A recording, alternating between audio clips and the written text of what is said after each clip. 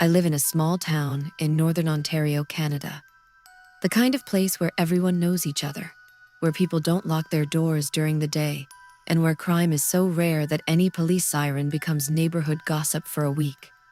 At least, that's how it used to be. This happened last winter. I was 27 at the time and living alone in a rented house on the edge of town. The nearest neighbor was about 200 meters away. Behind my house was nothing but dense forest stretching for kilometers. One Friday night, a snowstorm rolled through. The wind was screaming outside, throwing snow against the windows, hard enough to sound like handfuls of gravel. Around 11 p.m., I was lying on my couch watching YouTube when I heard a loud thump from the back of the house. At first, I thought it was just the storm. Then I heard another one. Thump. It sounded like someone kicking the back door. I muted my TV. Everything went silent except for the wind. For about 30 seconds, I heard nothing. Then, a third impact. This one was harder. I got up and walked toward the kitchen. The back door was still closed. I looked through the small window beside it. Nothing. Just darkness and blowing snow. I convinced myself it was probably a tree branch. I went back to the couch. 5 minutes later, I heard glass shatter. My blood froze. The sound came from the laundry room. Someone had broken a window. I immediately grabbed my phone and dialed 911. The operator answered. I whispered that someone had broken into my house. She told me officers were on the way. I locked myself inside my bedroom with a baseball bat and waited. For nearly 20 minutes, I could hear footsteps moving around the house. Whoever it was wasn't rushing. They were exploring, opening drawers, walking through rooms. At one point, they stopped directly outside my bedroom door. I held my breath. The doorknob slowly turned, once, twice, then stopped. A minute later, the footsteps moved away. I sat there trembling until I finally saw police lights flashing through my bedroom window. The intruder fled before officers got inside. They found the broken window, but no suspect. The responding officers searched the entire property. Nothing. No footprints either. The snowstorm had covered everything. The next morning, I gave my statement. The police said they'd send an investigator the following week. I felt relieved. I assumed someone would figure out who had broken into my house. I couldn't have been more wrong. 3 days later, a man knocked on my front door. He showed a badge. I'm Investigator Mark Lawson. He looked to be in his late 50s. Tall, thin, gray hair, cold blue eyes. Everything about him felt off. I can't explain it better than that. Most investigators I'd met seemed professional. This guy felt unsettling, like he was studying me instead of helping me. Still, I invited him inside. He asked questions about the break-in. Nothing unusual at first. Then the questions became strange. Do you live alone every night? Do you ever leave windows unlocked? What time do you usually go to sleep? What rooms do you spend the most time in? I remember laughing nervously. Why does that matter? He smiled, not a friendly smile, just enough to show his teeth. It helps build a profile. I accepted the explanation. At the end of the interview, he asked to inspect the house. That seemed reasonable. I followed him room to room. He spent an unusual amount of time examining my bedroom, particularly the lock. Then he measured my hallway using his footsteps, actually counting. 1, 2, 3, 4, 5. I watched him do it. He didn't explain why. When he left, I felt relieved. Something about him made me uncomfortable. That night, I locked every door. At around 2 a.m., I woke up suddenly. No noise, no reason. Just that strange feeling that something was wrong. I checked my phone. 2:14 a.m. Then I noticed something. My bedroom door was open. I always slept with it closed. Always. I got out of bed. The hallway was empty. The front door was locked. Every window appeared secure. I convinced myself I had forgotten to shut it. Still, I barely slept. The next morning, I found muddy footprints near my back porch. Fresh ones. The police came out again. They photographed them. The responding officer frowned. The prints stop here. What do you mean? They don't lead anywhere. I looked. He was right. There were footprints approaching the house, but none leaving. It looked like whoever made them had simply vanished. The officer blamed drifting snow. I tried to accept that explanation, but deep down, I knew something wasn't right. 2 days later, Investigator Lawson returned, unannounced, again. This time he asked if anything unusual had happened. I told him about the footprints. He seemed interested, almost excited, not concerned, excited. Then he asked something that sent a chill through me. Has anyone been watching you through the windows? I stared at him. No. He nodded slowly, like he already knew the answer. Before leaving, he handed me his business card. Call me directly if anything happens. Not the police. Him. That struck me as strange, but I took the card anyway. That night I started noticing things, small things. Objects moved slightly, kitchen cabinets left open, a chair facing a different direction. At first I blamed myself. Stress can make people forget things. But then I found something impossible. A photograph. An old photo sitting on my bookshelf. It showed me sleeping, taken from inside my bedroom. My heart nearly stopped. The picture had been printed recently.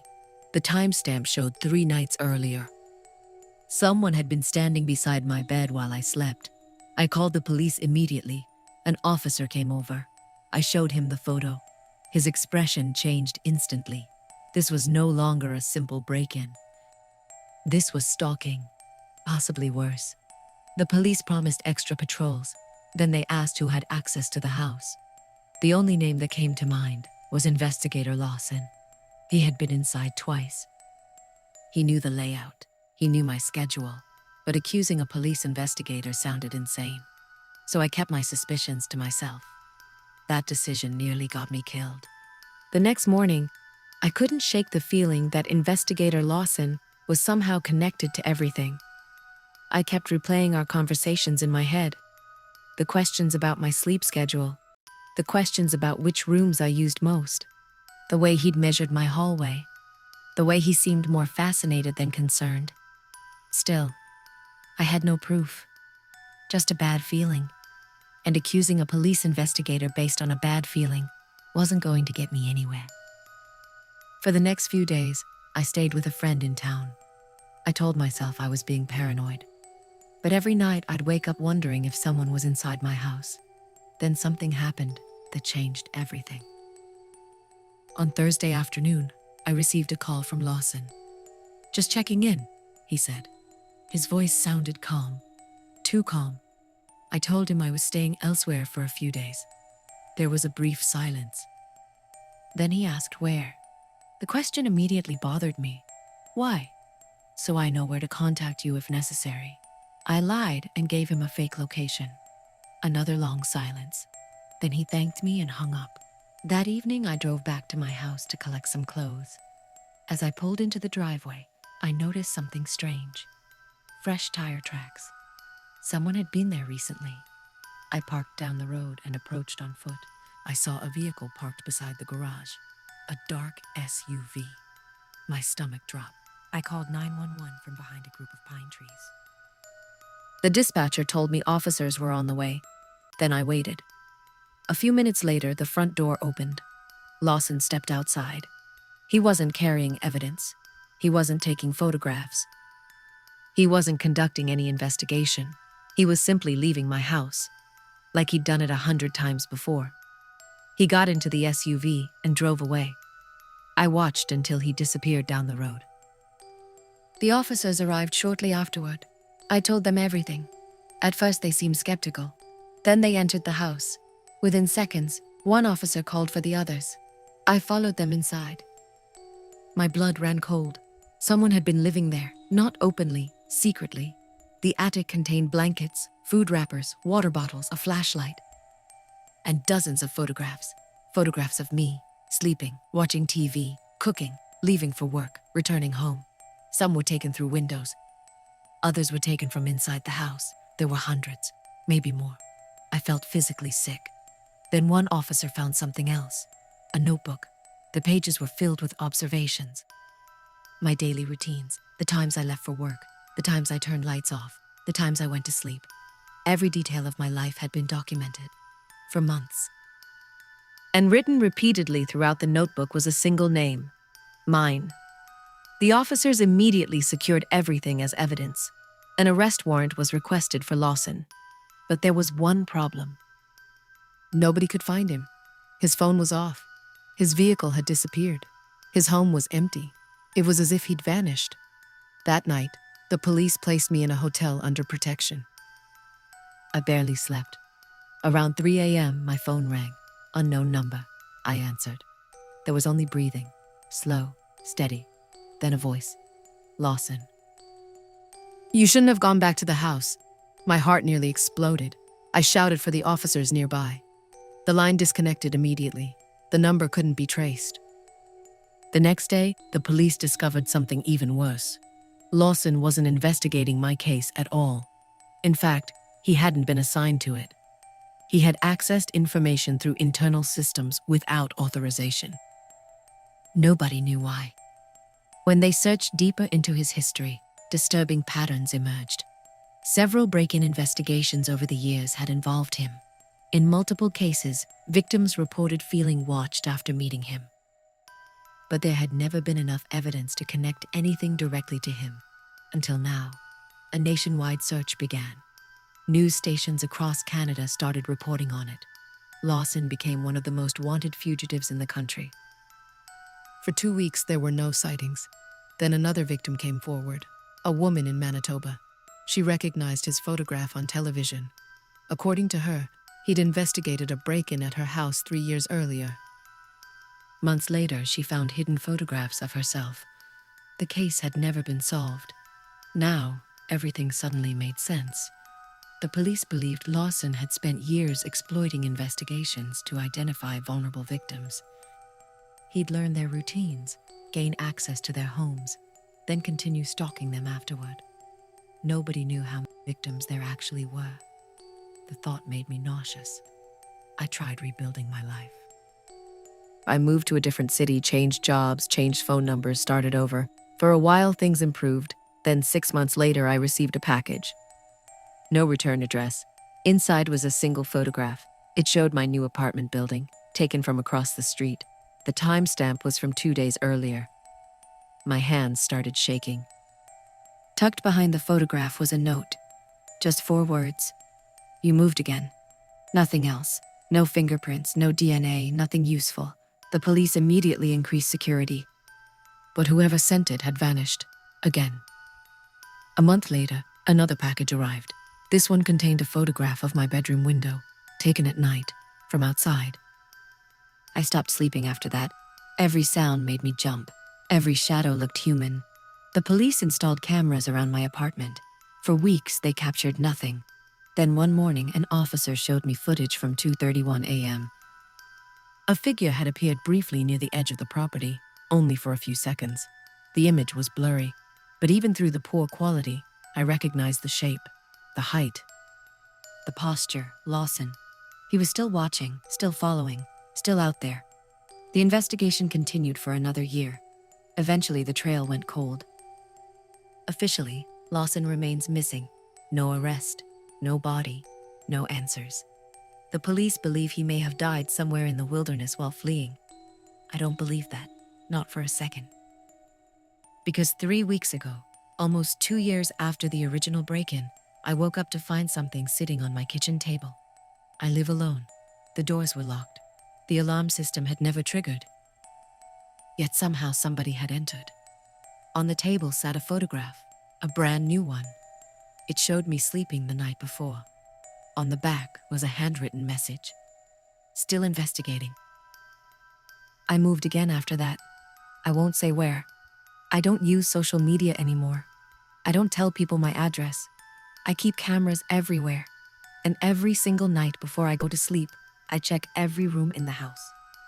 Twice. Because somewhere in Canada, there may be a man who never wanted to solve break-ins.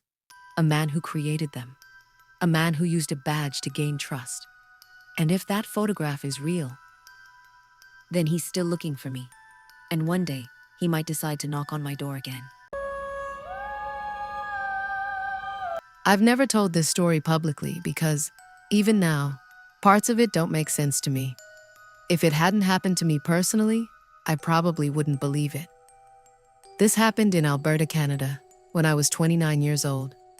At the time, I had recently escaped a relationship that had turned into a nightmare. My ex-boyfriend Ryan wasn't violent at first. In fact, during the first year, he seemed perfect. Funny, charming, protective. Then little things started changing. He became obsessed with knowing where I was, who I talked to, who liked my social media posts, what time I got home from work. At first, I convinced myself he was just insecure. Then the threats started. If I didn't answer his calls immediately, he'd accuse me of cheating. If I spent time with friends, he'd show up unexpectedly. If I tried to create distance, he'd find ways to make me feel guilty. The relationship slowly became a prison. Eventually, I left. I blocked his number, moved into a small rental house outside Calgary, changed my routine completely. For a few weeks, things were quiet. Then the letters started arriving. No return address, no stamps, just envelopes appearing in my mailbox. Inside were photographs, pictures of me shopping, pictures of me leaving work, pictures taken through my living room window. Each one had messages written on the back. You can't hide forever. I know where you are. You belong to me. I reported everything to the police. Unfortunately, there wasn't enough evidence to arrest Ryan. The officers advised me to document everything and call if he appeared. That answer terrified me, because I knew Ryan. He wasn't the kind of person who simply gave up. Over the next month, things escalated. Someone slashed 2 of my tires. Someone broke a porch light. Someone scratched messages into my car. One morning, I found the word liar carved into my front door. Every instinct told me Ryan was responsible, but proving it was another matter. Then one evening, I came home and discovered my house had been entered. Nothing was stolen. Nothing was damaged. The only thing missing was a framed photograph of me. That was somehow worse. I called police again. This time, an investigator was assigned to my case. His name was Daniel Mercer. He was in his early 40s, quiet, professional, the exact opposite of Ryan. When he arrived, he listened carefully to everything I had experienced. Unlike previous officers, he didn't seem dismissive. He took detailed notes, asked intelligent questions, actually paid attention. By the end of the interview, I felt slightly safer. Before leaving, he handed me a card. If anything happens, call me immediately. Something about the way he said it felt genuine. For the first time in months, I felt like somebody believed me. Unfortunately, things got worse before they got better. 3 nights later, I woke up around 1 a.m. A motion light outside had activated. I looked through the bedroom curtain. Someone was standing in my backyard, just staring at the house. The figure remained completely motionless. Even from a distance, I recognized Ryan. I immediately called 911, but before officers arrived, he disappeared. The next morning, Investigator Mercer visited again. After hearing what happened, he asked an unusual question. Does Ryan have any friends who would help him? I shrugged. I don't know. Mercer nodded thoughtfully. Then he requested access to all previous reports involving Ryan. At the time, I didn't understand why. A few days later, he called. His voice sounded serious. Natalie, I found something. According to Mercer, Ryan had been involved in multiple harassment complaints before we ever met. Different women, different cities. The cases never resulted in convictions. But the pattern was disturbing. Every complaint described the same behavior: obsession, surveillance, threats, property damage. Mercer believed Ryan was escalating. And he didn't want to wait until someone got hurt. For the next week, he worked nonstop. At least that's what it seemed like. Every time I called, he already knew new details, new leads, new information. It was almost as if he was always one step ahead. Then one evening, something happened that changed everything. I was driving home from work when a black pickup truck started following me. At first, I thought it was coincidence. Then it followed every turn, every lane change. Every detour, my heart started racing. I glanced in the mirror. Ryan was behind the wheel, smiling. I immediately called Mercer. The moment he answered, I explained what was happening. His response shocked me. "Keep driving." "What?" "Do not stop. Do not go home." "Where am I supposed to go?" "I'll call you back in 30 seconds. The line disconnected. I stared at my phone in confusion. Meanwhile, Ryan continued following. 20 seconds later, Mercer called again. "Go to Highway 22. "Why?" "Just trust me." I did. 5 minutes later, I turned onto Highway 22. The pickup remained behind me. Then suddenly, flashing lights appeared ahead. Several police vehicles. Ryan apparently saw them too, because he immediately made a U-turn and sped away. Police pursued him. I pulled over shaking. Mercer arrived shortly afterward.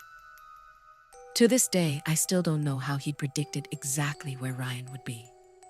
But somehow, he'd arranged everything perfectly. Unfortunately, Ryan escaped, at least for the moment. Still, it proved something important. Ryan was actively stalking me. Now the police finally had evidence.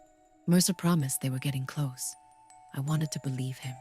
I had no idea how far he was willing to go to stop Ryan. For the first time since leaving Ryan, I felt like somebody was actually fighting for me. Investigator Mercer wasn't making empty promises. Every few days he called with updates. Sometimes he'd ask questions that seemed oddly specific. Other times he'd tell me to avoid certain areas of town without explaining why. Whenever I asked how he knew these things, he'd simply say, "Trust me." And somehow, I did. A week after the highway incident, I arrived home to find my back door open. My stomach dropped. I knew I'd locked it before leaving. I immediately backed away and called Mercer. Not dispatch, Mercer. At that point, he was the only person I fully trusted. He answered on the second ring. "Stay in your car. I think somebody's inside."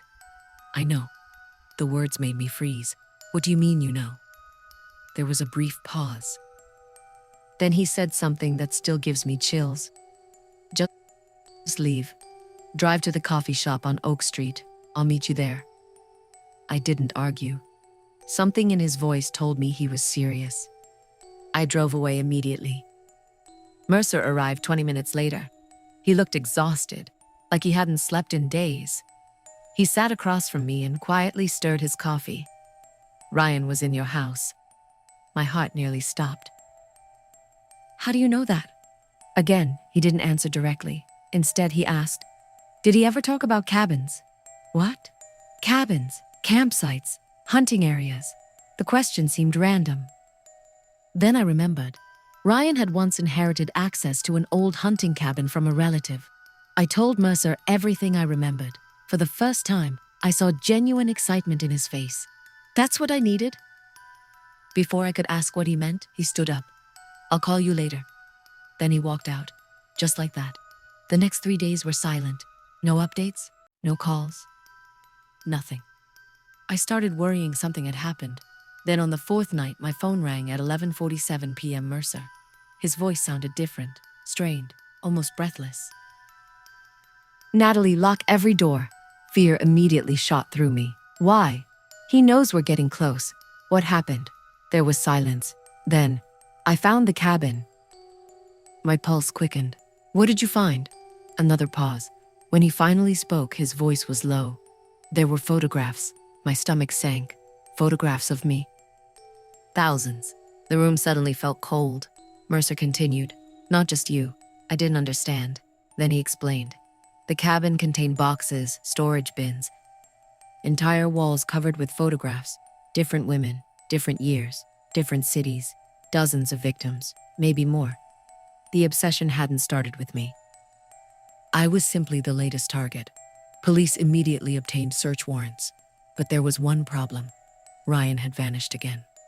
The cabin was empty. Whoever had been there had left only hours before. The hunt intensified. Police departments across Alberta began searching. Every day brought new sightings. Every lead ended in failure. Then one night, everything changed.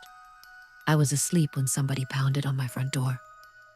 The sound jolted me awake. Bang, bang, bang. I checked my phone. 2:18 a.m. Another impact rattled the entire house. My heart nearly exploded. Then I heard a voice. Ryan! Natalie! Bang! Natalie, open the door! Bang! You ruined my life! I immediately called 911. At the same time, I texted Mercer. Just 3 words. He's here now. Ryan continued screaming outside. The door shook with every hit. Then the pounding suddenly stopped. For a moment, everything went quiet. I prayed he had left. Then I heard glass shatter. A window. He was inside. I locked myself in the bathroom and held my breath. Footsteps echoed through the house. Purposeful. He wasn't searching randomly. He knew exactly where he wanted to go. The footsteps moved closer, then stopped directly outside the bathroom door. I could hear him breathing. The silence felt endless. Then came his voice, soft, almost calm. I know you're in there. My entire body was shaking. The doorknob slowly turned. Once, twice, then violently. The door rattled under the pressure. I thought I was about to die. Then another sound erupted from somewhere else in the house. A crash, followed by shouting, then a struggle. Heavy footsteps, furniture breaking, someone yelling. For several seconds, chaos filled the house. Then everything stopped, completely. I remained frozen, unable to move, unable to breathe. Finally, I heard a familiar voice. Natalie? Mercer. I opened the bathroom door. What I saw shocked me. Ryan was lying unconscious on the hallway floor, handcuffed, blood running from a cut above his eyebrow, and standing over him was Investigator Mercer. Breathing heavily, his jacket torn, one sleeve stained with blood. For several seconds, neither of us spoke. Then police officers flooded into the house. Mercer stepped back. The officers arrested Ryan immediately. As they dragged him away, he looked directly at me. His expression wasn't angry. It wasn't hateful. It was terrified. And he kept staring at Mercer. Not me, Mercer. That was the last time I ever saw Ryan. He eventually accepted a plea deal and received a lengthy prison sentence. The evidence from the cabin destroyed any chance he had of escaping punishment. The nightmare was finally over. Or at least, I thought it was. Several months later, I met Mercer for coffee to thank him. Without him, I genuinely believe I would have ended up dead. During our conversation, I finally asked the question that had been bothering me from the beginning. How did you always know where he was? Mercer stared into his coffee. For a long moment, he said nothing. Then he smiled slightly. Not proudly, not arrogantly, just tired. Some people leave patterns. That's it? He shrugged. Most predators think they're smarter than everyone else. I laughed. That's not really an answer. No. He looked out the window. But it's the only one you're getting. We finished our coffee. Then he stood. Take care of yourself, Natalie. And that was the last time I ever saw him. A year later, I learned something strange. I was speaking with another officer about the case when Mercer came up in conversation. The officer looked confused. Then he asked, You mean Daniel Mercer? Yeah. The officer frowned. That's impossible. My stomach tightened. What do you mean? The officer stared at me for several seconds. Then quietly said, Daniel Mercer retired almost 8 years ago. I laughed. I thought he was joking. He wasn't. According to department records, Mercer had officially left law enforcement years before my case ever happened. No active badge, no current position, nothing. Yet somehow he'd had access to information, evidence, reports, resources, everything. The department never gave me a clear explanation. Maybe he had special authorization. Maybe he was consulting unofficially. Maybe there was some perfectly reasonable answer. But nobody could ever provide one.